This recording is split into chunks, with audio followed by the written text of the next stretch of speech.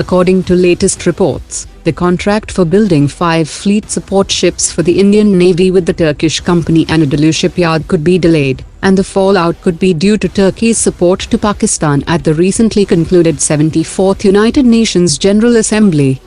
The Turkish shipyard had technically qualified for the project among 3 other global companies, and no contract has been signed yet. The project is estimated to cost $2.3 billion, and the project is now expected to be put on a hold. The Indian Army wants to procure 1 million mines, and it is for the first time that only the private sector is being invited to bid in the tender, which is possibly the single largest order of its kind.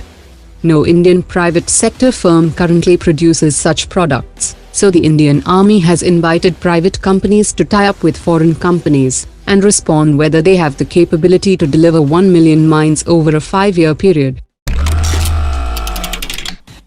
India's 17 Mountain Strike Corps is currently engaged in a combat exercise that will validate the concept and the agility of the integrated battle group for a possible combat thrust into Tibet if required, which will consist of 6 infantry battalions or armored artillery battalions.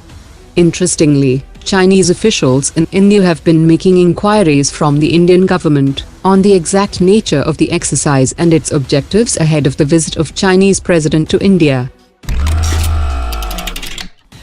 The Pakistani Prime Minister will visit China next week, which is seen as an attempt to influence its false narrative and try to coax China for support, and this visit comes days before the visit of the Chinese President to India.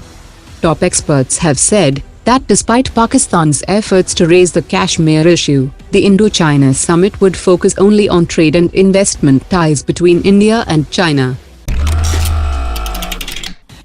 The HTT-40 basic trainer aircraft has successfully demonstrated the 6-turn spin test capability, and Hindustan Aeronautics is now going to seek final operation clearance for the aircraft. There is still no order from the Indian Air Force for this basic trainer, which has not only met but has also crossed all the qualitative requirements set by the Indian Air Force. In a major development, India's Border Roads Organization has built an alternative road that will help the Indian troops and reinforcements to enter the Do-klam Valley, and this development has the potential to alter the military dynamics in the region.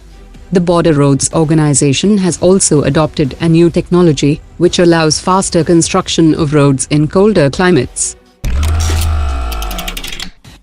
Frank Sordo, the chief executive of SAFRAN Helicopter Engines, has said that the Ardiden 1U engine developed for India's light utility helicopter will complete its certification by end of this year, while the Ares 2G1 engine has been selected by Russian helicopters to power the twin-engine Kamov 226 helicopter, and India has also selected the Kamov 226 to be manufactured locally in India. Thus SAFRAN is expecting big orders for engines from India.